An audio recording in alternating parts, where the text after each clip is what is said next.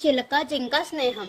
ఒక అడవిలో స్నేహితులైన చిలక జింక ఉండేవి. ఒకరోజు వేటగాడు అడవిలో వల పన్నాడు. ఆహారం కోసం వెళ్తున్న జింక ఆ వలలో చిక్కుకుంది. జింకను భుజాన వేసుకొని వేటగాడు ఇంటికి బయలుదేరాడు. ఇదంతా చెట్టుపై నుంచి చూస్తున్న చిలక తన మిత్రుణ్ణి ఎలాగైనా కాపాడాలి అనుకుంది. వేటగాడు వెళ్తున్న దారిలో దెబ్బ తగిలి ఎగరలేకపోతున్న దానిలా నటించింది. చిలుకను చూసిన వేటగాడు భుజాన ఉన్న జింకను పక్కన పెట్టి చిలుక వద్దకు వెళ్ళాడు. అప్పటికే తప్పించుకోవడానికి ప్రయత్నిస్తున్న జింక ఒక్క ఊదుటున పారిపోయింది. వేటగాడు పట్టుకునేలోపు చిలక రివ్వున ఎగిరిపోయింది.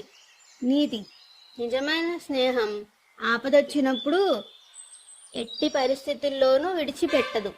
Bye bye. We'll meet in the next story only on Rani Gari Muchetlu.